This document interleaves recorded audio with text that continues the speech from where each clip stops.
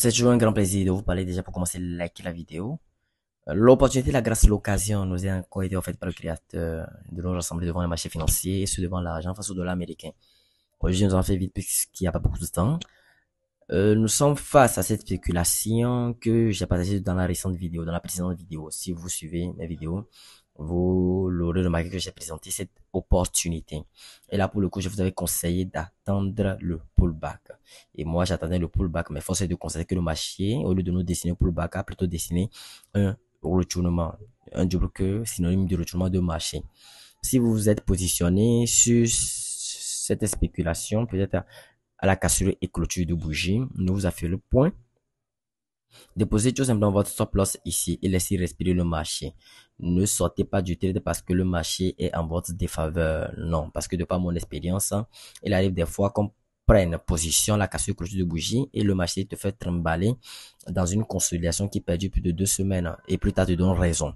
Donc, et c'est un peu ça. Ou soit le marché ici va peut-être dessiner un drapeau ascendant ici, qui a pour objectif de continuer la tendance baissière tout simplement. Donc, et ne pas laisser agir ses émotions sera vraiment très important si vous êtes positionné sur cette spéculation.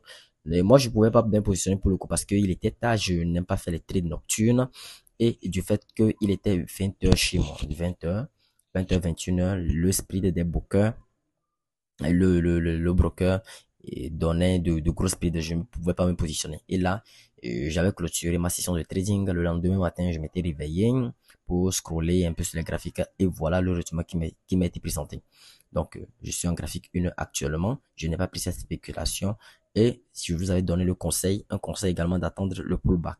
Et peut-être que ceux qui ont attendu le pullback avec moi et sont peut-être sortis indemne d'une situation qui pourrait être désavantageux à nous deux. Mais bon, c'est quand même le trading. Le trading n'est pas sans risque.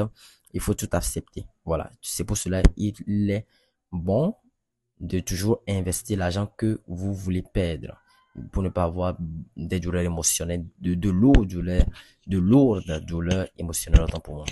Moi, je scrolle rapidement sur notre graphique, je vais présenter les opportunités restantes.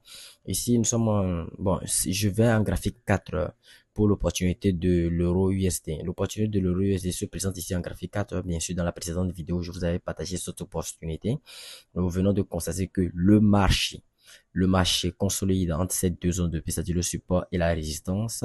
Mais un petit constat ici est que le marché a cassé de par le haut de la résistance et a ensuite réintégré la consolidation.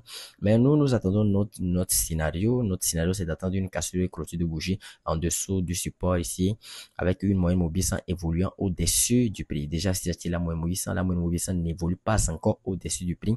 La moyenne mobile 100 s'entremêle entre le prix. Voilà qui n'est pas bon pour notre scénario.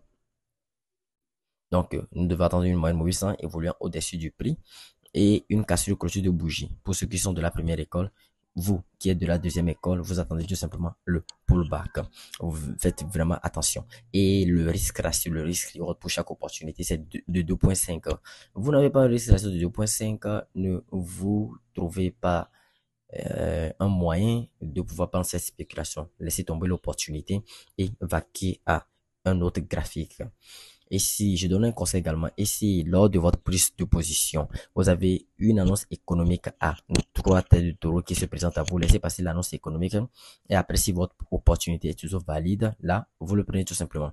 L'opportunité de la livre sterling face au dollar américain, cette opportunité continue son cours, là, maintenez toujours cette zone de support et le stop loss qui est en bas pour ceux qui se sont positionnés sur les 1,26 638 sur les 1,26 638 maintenez le stop loss à ce niveau. Voilà, le marché consolide ici, le marché consolide un peu à ce niveau, mais il pourrait toutefois décoller ou pourrait toutefois venir retaper encore cette zone de support avant de décoller. Donc le prix, votre stop loss, votre break-even, le management du trade bien sûr, devait, si vous le déposez ici, vous êtes à l'abri tout simplement. Voilà. La dernière opportunité, ça c'est l'opportunité de l'euro face au dollar néo-zélandais. Dans la précédente vidéo, j'avais présenté cette opportunité et je disais donc que disons, une figure de retournement ou une consolidation pour pouvoir trader pouvoir trader la hausse, pouvoir avoir un scénario aussi, tout simplement. Force est de constater que le marché perdure dans le canal baissier que j'ai tracé. Donc, rien à signaler pour l'instant. Ici, l'opportunité du dollar australien face au dollar canadien, rien à signaler pour l'instant, à part que le marché consolide entre deux zones de prix. Ça, c'est une consolidation de marché. Nous attendons un scénario baissier. Là, nous sommes patients que le marché casse ici en bas de cette zone, casse les clôtures de bougie. Et bien sûr, nos confirmations nécessaires, moyenne mobile sans évoluant au-dessus du prix, un risque ratio de minimum 2,5 et ne pas prendre une position tout en sachant qu'il y a une annonce économique à 3 de taureau les 2 heures, les 1 heure qui suivent notre prise de position. Et là, nous sommes à l'abri. Actuellement, nous devons patienter à ce que le marché casse cette zone et nous verrons comment nous y prendre. Nous y prendre tout simplement. Donc, je pense que c'est tout. C'est tout pour cette nouvelle vidéo. C'était juste un récap des opportunités en cours et de l'évolution du marché. Nous allons nous retrouver une prochaine fois dans une nouvelle vidéo. D'ici là, portez-vous bien.